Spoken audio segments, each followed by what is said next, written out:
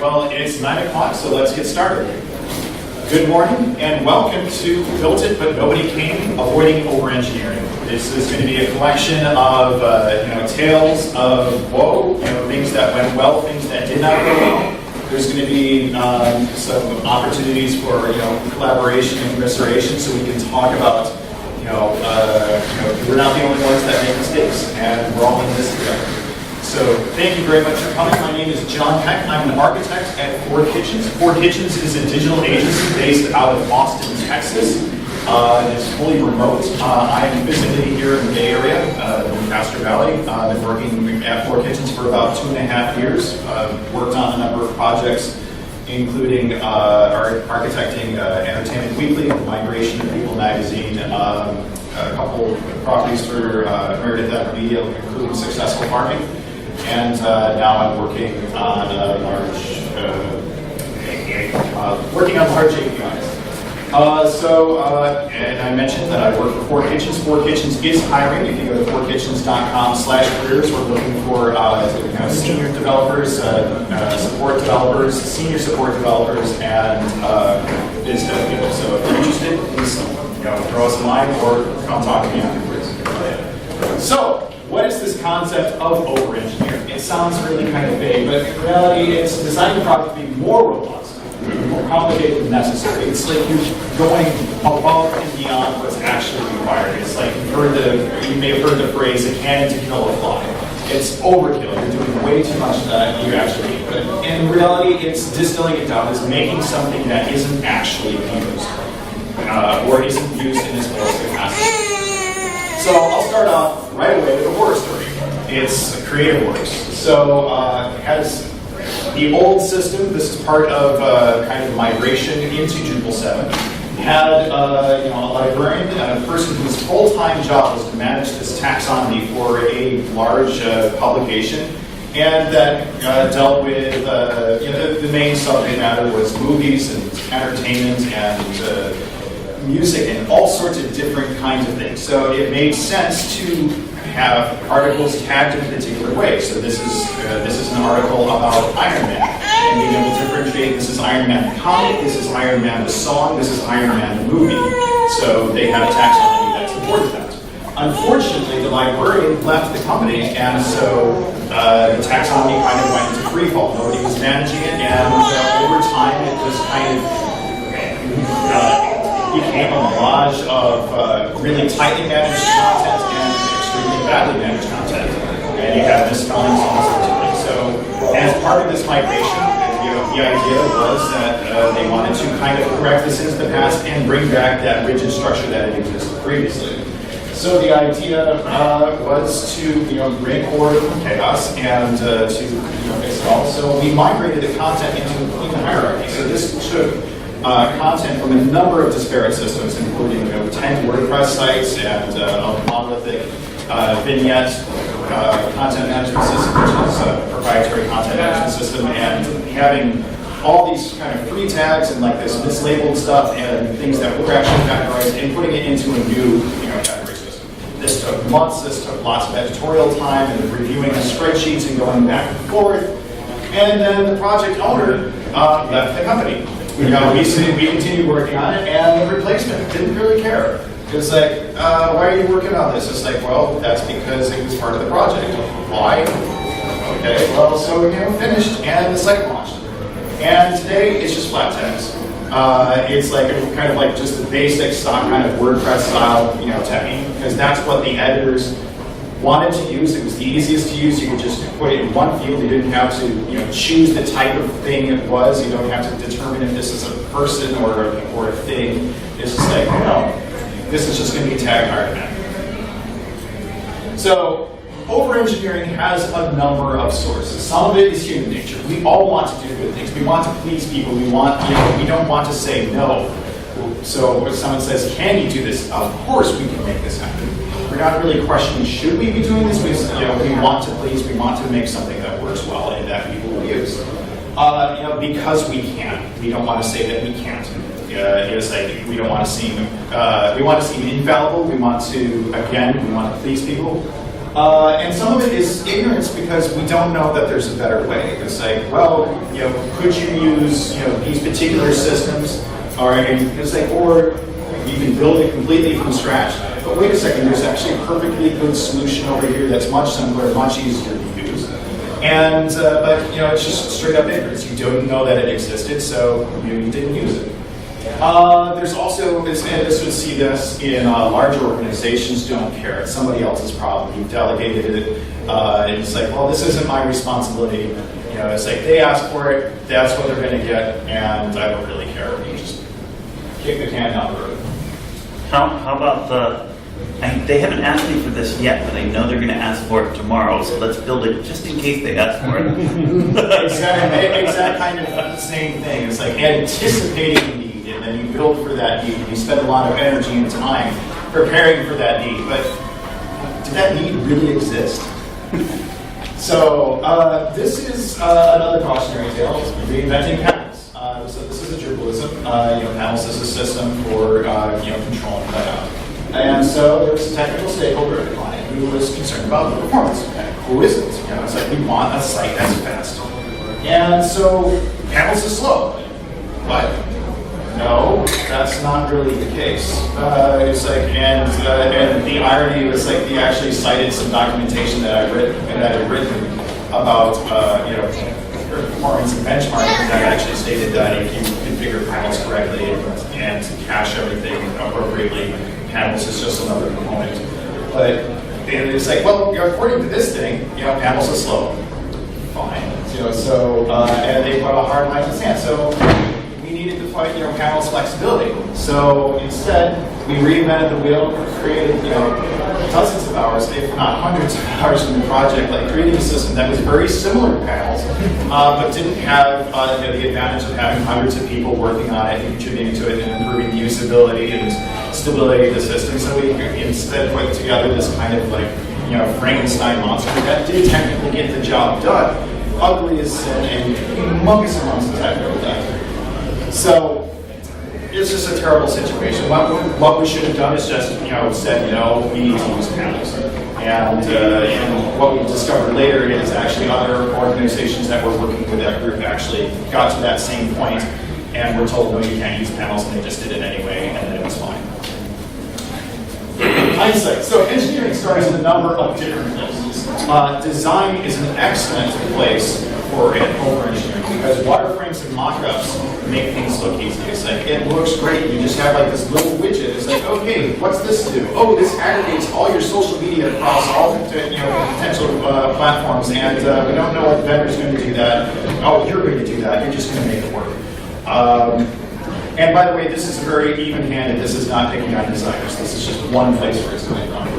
There's also meetings. Say priority miscommunication. It's like someone mentions offhand, it's like, oh yeah, no, that'd be neat.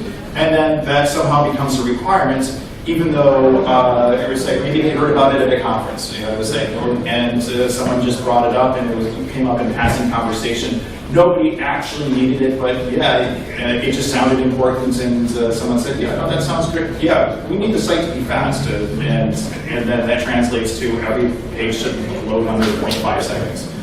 And it was like, and you have an unrealistic expectation, and suddenly now you're working hard to meet a requirement that didn't actually exist. Architecture.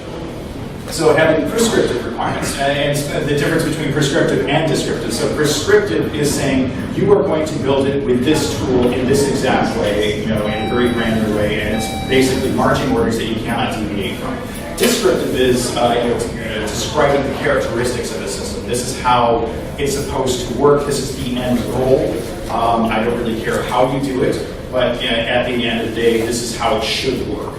And and it involves a level of trust, and it's a bi-directional trust. You need to trust that the people implementing the requirements are going to do what you intend, and they need to trust that the instructions that they receive, the expectations that they have for the requirements are accurate, and that they have enough information in order to act. So having overly prescriptive requirements can lead to a bad situation, especially if you get into, say, ignorance, you don't know of a better way, or something like you can't use panels, it's like, and that information is incorrect. or badly advised. And implementation happens, ignorance, not knowing if the tool exists, or say working with a programming language and not knowing that a certain construct exists, and then you kind of reinvent some kind of iteration method, or just plain inexperience in putting things together. So, talked about a couple of horror stories. Here's an example of success. So, event reservation system. So, the site was actually a higher education site. It had a tight budget and had an events calendar. These are all kind of like standard things. So, this is being done in Drupal 8.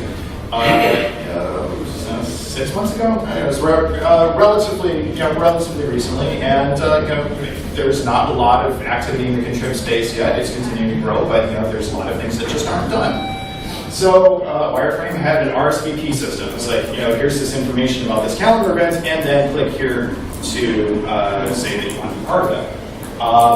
This has a huge opportunity for going off the rails. Framework doesn't actually have an off-the-shelf events calendar system or a way to mark an RSVP. And so there's two things that you can do right here. You could say, oh, we need an RSVP, then you like a system, then you need an ability to mark that you're interested. You have then you need the administrative ability to see who's marked that they're interested in, get their information. What if someone has a cancellation? What if there's a cost for the event? Now you see how this kind of snowballs, and it's like, here's this huge thing that I got to build. How is this going to be handled? Turns out what the actual requirement was they used Eventbrite. So an offsite system, so you just link to it. But that took a conversation, and it was like a holy shit moment. Like, where is this thing coming from? And like, we don't have the budget to build this. Wait, do we really need to build this? What do you guys actually mean by this? And it turned out, yeah, you just link to this third party. Oh, okay. So this is an example of avoiding overengineering. So analyzing the request is talking about how we can avoid that kind of situation. So what is the actual goal, the intent of this particular requirement? Who is the actual stakeholder who needs it? Not just the stakeholder, but the people who are going to use it. Who is actually using it? In the case of the PO at the magazine, they wanted it, but the actual people who were using the system, editors, they didn't care. So and part of the failure on our part was like we didn't actually directly ask the editors, do you need this feature? Do you care about it? And we lacked that context. We just took it as read, and then we built something that nobody used. Why is this feature needed? Do you have evidence that this is required? Who asked for it? Is this going to drive business, or is this something that you just heard about? And it sounds kind of neat. I was at a conference and someone mentioned I should use this tool, therefore we should just use it because that makes our site better. Okay. Is that the only way? Looking at it critically, it's like there's, especially in implementing a system, there's more than one way to do pretty much anything. And there's some approaches may be better than others. There's even just the example of Drupal. Drupal is a content management framework. It is not the only one out there. You can build systems with WordPress. You can build systems with Symfony, Laravel. You can use a completely different language. You can do. There's so many different options. Drupal is a tool, and it's not the only tool out there. And so, is this the only way? And again, having the context, what data backs this up? So it's like, people knowing that 15,000 people a day use this particular feature, that means it's popular, that means people are using it, and you have actual data, and then you can measure engagement. I think people won't want to use this. That's too vague. You need to have some kind of data that can drive that decision. And again, talking to stakeholders, measuring user interactions and so forth. So, another example of a success story. A version of Internet Explorer. This is very, very real. Engineer was working on a project to support very old versions of Internet Explorer. And it's like, okay, you got to support Internet Explorer 6 and beyond. awful. Why would you need to do that? And obviously this leads to extra overhead. You have to do shimming, you have to do all these different things, and have to do with like those weird edge cases, like where it works for everything except for you. And now we have to like come around with this glitchy solution that breaks everything and so forth. So we actually check the data. What's Google Analytics saying? What's the actual traffic of the site? Oh, less than 3% of the traffic of the site used conversions in Internet Explorer. Actually, in the case, I think it was like lower than 9. And it's like, okay, so we don't need to do HTML5 shit, we're not going to do anything else like that. So actually referring to the data, avoided us, the overhead of like basically making this system for themselves. So another technique that can be used for avoiding overengineering is building a minimum viable product. So an MVP is just has enough features that and the technical definition is to gather validated learning. It's like basically you need something that you can interact with, something that you can touch, and that will drive the conversation. And it does take work to get to that point. But say if you're building a publishing system, you need at the minimum you need to be able to put content into it, and you need to save it. It needs to persist, and you need to be able to see it in some way. It doesn't require a full workflow. It doesn't require that it needs to look a particular way, but you need to have those minimum requirements. And you can't talk about it until you actually have something tangible that you can look at. There's a question. I'm curious how you use MVP in a case where a site is replacing another site. Well, if it's like this is an early version of the feature as you're implementing it, and it's like if you have an idea of, it's very rare that you do an exact one-to-one implementation when you're doing migration. It's like usually there's going to be iteration, there are going to be changes, and so in that case you treat it like any other site. It's like I've gotten this far. Let's validate our understanding. Let's have a conversation. Are we going in the right direction? Where can we go from here? And this doesn't preclude having fully formed wireframe. This is like what the look and feel is. But like as we've gotten this far, can we look at it? Can we use it? Does this make sense? Are we going in the right direction, or do we need to change that? Rather than delivering a fully formed product that may be fulfilling a requirement that doesn't exist or has functionality that is required. John, you're not talking about making this live. Just have it as This is for internal audiences. It's for kind of like internal acceptance. Doing this as part of a type of like an agile system in which there's a like 2-week sprints and like checking in every once in a while with the client saying do you accept the progress so far, does this meet your expectations? And also like setting their expectations, like this is a work in progress, but are we going in the right direction? Can I ask one more question? Sorry. Sure. Have you ever had a situation where you've sort of been able to talk your client into releasing a minimum viable product and then sort of trying to iterate from what they've learned by having it out in the wild, or is that not? Well, it's not usually. It's not usually out in the wild. It's more just like getting a particular feature, like a homepage or like a layout of an article, for example. It's like, okay, we've gotten it this far, and you set the expectations clearly. Like this is what it looks like. It's going to continue to evolve, but do you think that this is coming together? But you need to have like that minimum amount of functionality that you can actually have the conversation. So this is sometimes means a little bit of theming, a little bit of love on that side, to instead of just like here's some text on the screen. As a back-end developer, it's really easy for me to put text on a screen. It takes a little bit of extra effort to actually make it look a little bit coherent. It doesn't have to be perfect. It can just be like white square so you know where things are, but having that base layout. Yes? I just wanted to sort of respond to that. As a person working on an internal project, we have sort of our own minimum viable product that we are willing to, we can go live with this and then keep working on it as we go.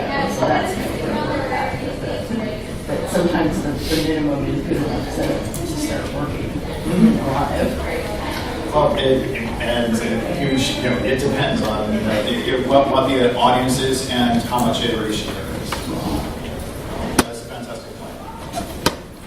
Estimation prior to an iteration. So this is going into what an MVP is and being able to define the cost of the feature. So if someone says, I would like that aggregating social media widget, it's like, okay, based on my experience and based on the available tools and technology, this is how much it's going to cost to be able to put this in. Now that you know how much it's going to cost, do you still want that versus this other thing or other 5 things that cost X, Y, and Z?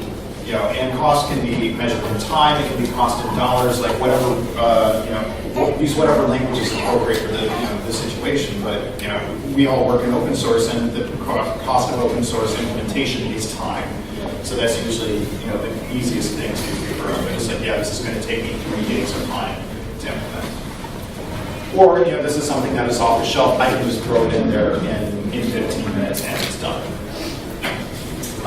You can add cost and interest, drive prioritization. So it's like, okay, I really, really want this, and I know it's going to take a long time to implement, but I want you to do it.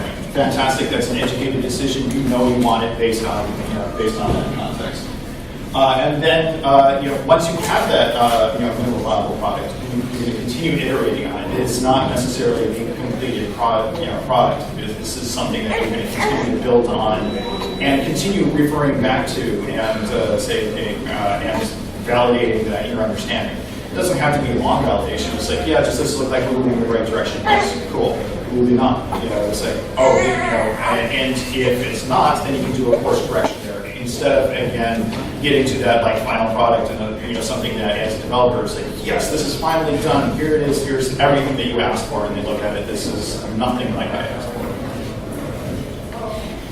So this is a cautionary tale. Tales of things that have gone bad. So hard editorial control over this, the order of list items. This is especially in publishing, and you have want to drive interest and say that. It's like, this is the top story of the day, or just show me the latest content or things that are most engaged. But especially with large publishing sites, people want the ability to be able to promote a particular piece of content for a number of reasons. Sometimes it's a paid promotion, and they're trying to play something there. Sometimes it's just this is what they consider important, and they want this in the daily story. So, optional placement and list of content. So built it and it worked.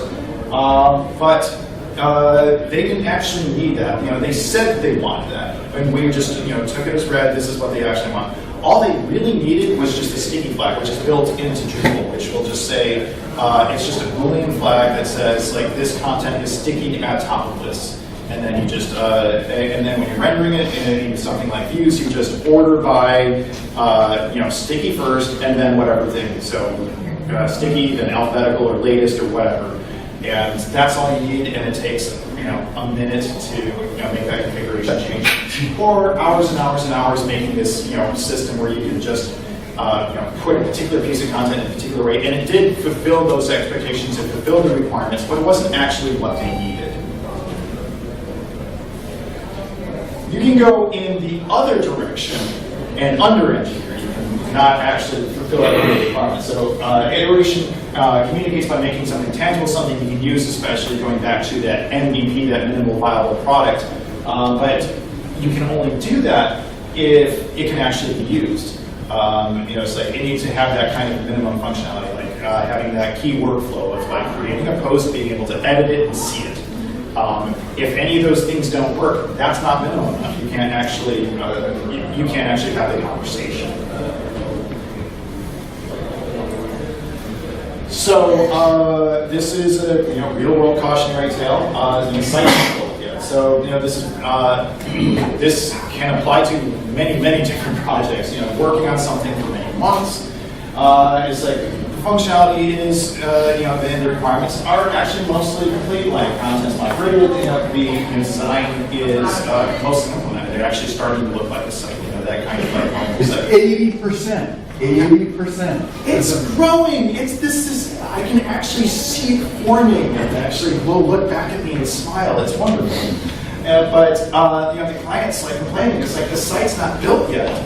We can't review it, and they have this other third-party vendor that wanted to look at it, and it's we can't do that.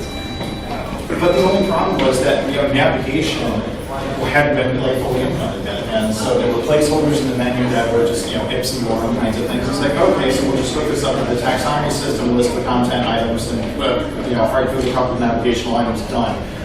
It's about an hour's worth of work, and suddenly the site's finished. Oh, hey, you can work on this. This goes back to having that minimal viable product. You need something that can be used, and it wasn't useful because they needed to actually interact with the site, not just look at a particular page, like just an article, or look at the homepage. They actually needed to go have a real user workflow and be able to navigate through the site. We should always be critical of requests, and not because we are better than anybody else, and not because we know better, but just like, do we really need to do something? Because making changes and spending a lot of time working on it that have no tangible effect on the system, it can be really frustrating, and especially developers, it's easy to do this. As an engineer, front end, back end, both can do this. For example, like things like coding standards or micro optimization, making a little change. And from an academic sense, this might be like the perfect way to do it, or you've heard about this new technique and you spent 5 hours implementing it, and it's like, wow, this code looks really great. Did that deliver any value? Did that actually change how the system worked, or is this just more clever? And so change for the sake of change is not necessarily a good thing. It's like, you need to look at it through the lens of is this actually adding to the system, or is it just making one thing a little bit more clever? An example, now a slippery slope, this is how things can kind of get out of control. And this is, can be, might seem a little conservative, but hear me out. There's actually reason and logic behind it. Always apply security updates. Hard stop. Next question. Always apply relevant bug fixes. Now this is getting a little bit more fuzzy. So you have your particular version of a module and it works in a particular way, and there's now a version update, and it's like, okay, let's check the change log, and it says, okay, it fixes this one thing. Okay, we don't actually use that one thing. Do we need to update that right now? Maybe not. Doing an incremental update when it's convenient and testable. Yes, you should always keep your site up to date and take whatever steps are necessary to get it to that point. But just because an updated version of a module came out today doesn't mean you need to update it today. Unless you have a robust testing mechanism that can test both the back end and the front end functionality and be able to ensure that key workflows work. You can have unexpected changes, unintended effects by just arbitrarily updating a bunch of modules all at once. Because often, especially working in Contrib, you might have version 3.4 to 3.5. That doesn't sound like a big change, but actually behind the scenes, they've completely re-architected how the system works. They haven't necessarily surfaced that to you, and so if you make that one update, and suddenly half your site doesn't work. And then now you're in panic mode, now you have to revert that and try to figure out what broke and fix it. So always do the updates and test it, whenever possible. And evaluate your features and upgrade if you need them. So if you have a system that works, is stable, doesn't have any security problems, doesn't have any bugs, it just works. Upgrade when you need it. And especially with major versions of a product as well.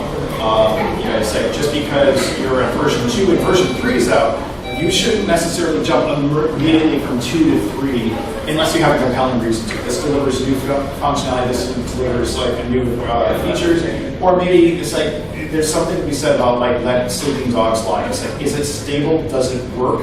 Can people rely on it? Is this something that is familiar with, and do we have the time to deal with it if it breaks? Are we going to lose functionality if we move from 2 to 3? If the answer is no, and you have the time and you can test it, absolutely do it. But don't do it just because you want a higher number. So, cautionary table. So, this is just working on a client project. This is site optimization, and the ESLint is a system that is used for checking for JavaScript coding standards and And also, checking for linting errors and just making sure that the JavaScript adheres to whatever standard of JavaScript is being used at that time. So it produces a list of errors, warnings, and stylistic problems.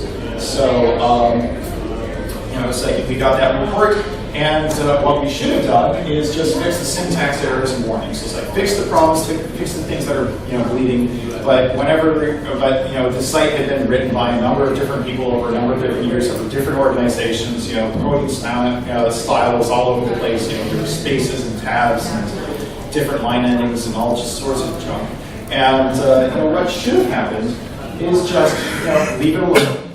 What actually happened is a rewrite of all the JavaScript, and at the end of it, it worked, it looked better, but we lost the entire history of the files because as soon as you do a reformat, like to change line endings, then the Git history reflects the new person who did it, and so it's harder to actually incrementally see when did this change, when did this functionality exist.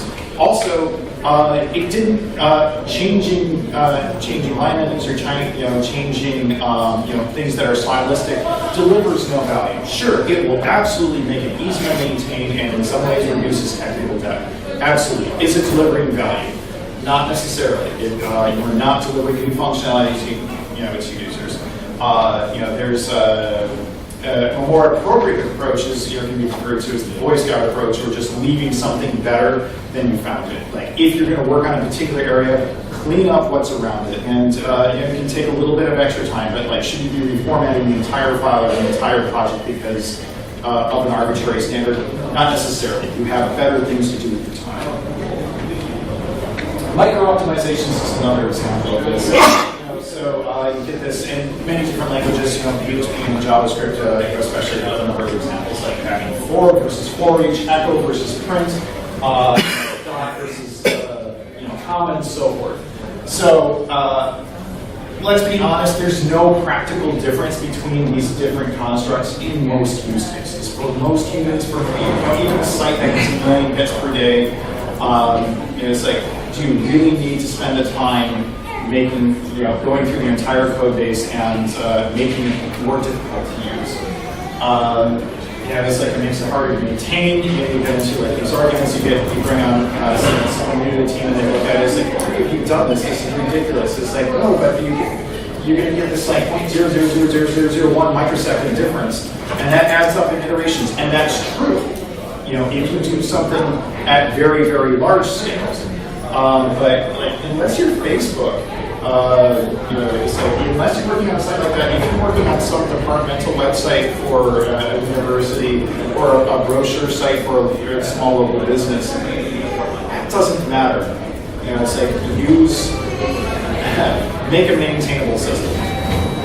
Focus on the big picture first, such as if your site is slow, you shouldn't be micro-optimizing. You should be looking at, for slow queries, you should be looking at a profiler that's giving you quantitative information. You should be looking at, front-end performance tools that are, telling you about slow assets or making a recommendation about using a schema and so forth, or just even having a logical caching strategy. There's so many things that you should do first that will deliver way more value with way less effort than going through your code base and replacing for each or for. So I've been talking for a bit, and I've been telling some strange and horrifying tales. Anybody in the room have any questions or tales that they'd like to share? This is always a little bit scary, especially if your coworkers are here. We often get these requests that insist that this function or that is in some database within our organization needs to be replicated on the website. And always having to go back and remind them, no, we can put it in a frame page. It's like, It just came up again yesterday. How can we effectively deliver value with a minimum of effort? And this doesn't mean being lazy, this means being efficient. How can we deliver the most amount of value with the least amount of effort? That's usually the easiest way to do that argument, but it's like maybe having a stock answer for that one. Yeah, so talking about MVPs. So I used to work for the University of Texas Libraries, and we had 13 branches, and we were going from flat HTML and Drupal 6 into Drupal 7. And I was literally the developer for the entire thing. And so we decided, after doing a bunch of background work, to do just each of the branches one at a time. So we picked the smallest branch with the least amount of traffic, so it wouldn't affect the students. And we just worked on it for a couple of weeks, and then really just released it. We got to see how people actually use it in the real world. We got to see how the librarians would be able to manage the content on the back end. And then we were able to go just branch by branch by branch, and adding specific features for certain branches that needed it. And we were able to get a lot of stuff migrated into Drupal 7 very advanced. Yes. The notion of tangible change, have you done things like refactored code just because it is the code is a lot easier to maintain, even though there's no tangible change to end users? Yeah, well, absolutely. And actually, in the example of like making code more maintainable, yes. But I've never gotten a user story that has been made this part of it better. It's kind of like you combine it with, you acknowledge that when that technical that exists, and you surface it to stakeholders and say, it's like, I need you to make a change to this system. It's like, this system is inefficient, and here's why. And it's like, it's going to take me a little bit longer to make this change, but while I'm in there, I'm going to make it more efficient, and I'm going to add that new functionality. Especially when building a site, like maintaining a site is a little bit different than building it, but like when you're building a site, you rarely get that opportunity to just like, do in some ways busy work and just make this one part more efficient. Should you do it? Absolutely. But like try to like package it in with something else and try to make that, a granular change, something specific to that area, and have that kind of like in the back of your mind, like anybody who's going to work on this particular system should be aware of this and make that change. I did this actually fairly recently on a system that it was making an iteration basically a major version from 3 to 4, and it was this opportunity to both add new functionality and also consolidate a bunch of really repetitious code. And so it took me a little bit longer to implement a new version of it, but part of that was the refactoring of the system to make it more efficient and to make it more maintainable. I would not have gotten the budget at the time if I had just said, it's like, this is kind of crappy, I don't want to fix it. And you're like, yeah, no. But it's like, it's going to take me a little longer, but it's going to make it easier to work with down the road, and it'll also adhere to new requirements. And that's how we got the permission to spend an extra time. Yes. What do you think is that optimal curve? Because a lot of this is pushback to the client, right? Between engineering, is it project manager, the sales guy, or is it going to be so? It's actually not intended to be. Actually, that's kind of like my very next slide. Is like it's not just saying no, and this isn't intended to be pushback to the client. It's dialogue, I get it. Yeah, and it's recognizing like all the different places where it can take place. And dialogue is actually a fantastic way to do it, because it is about having that conversation and having an informed conversation. Some of it is, some of the responsibility is on sales, not over-promising something before having the conversation, with engineering or the actual people who are going to implement it. Say, it's like if you're going to promise something, make sure that it seems reasonable that you can deliver that. It's like it may be a stretch, but it's like, is it possible? Sure. Okay, cool. Let's go with that. Expectations change over time, but and products will iterate. But have that initial conversation. Same with designers, making sure that like, hey, I'm going to put this widget up here. Is it actually practical to create that widget, or at least giving that little bit of context, for the example was event RSVP, defining what the expectation of that widget was. It's like, an arrow saying this just links to Eventbrite would have saved several hours of back and forth trying to figure out what actually was needed. And so some of it is saying no, but it's not directly saying no.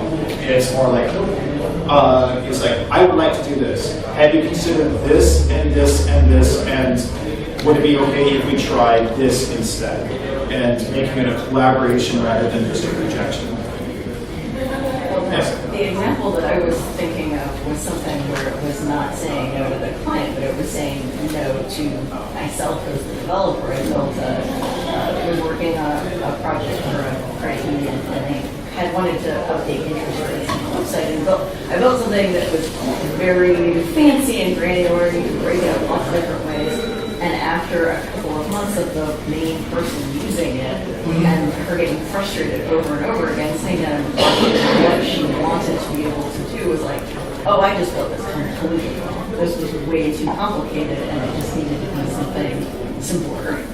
And so just throwing it out and doing it over again, which was not as interesting a challenge or whatever, but it was the right solution for that project. That also speaks to iteration and making decisions based on usage patterns, which is fantastic. Which, and actually that's something that I didn't have in this, which is, following up on a feature and actually paying attention to how it's being used, not just complaining about it. It's like, well, we made this really complicated system and no one used it. Well, let's make a presentation about it. Which is literally what I've done. But it's the research is really important. Absolutely, no, that's a fantastic point. So, thank you very much for coming and for hearing all these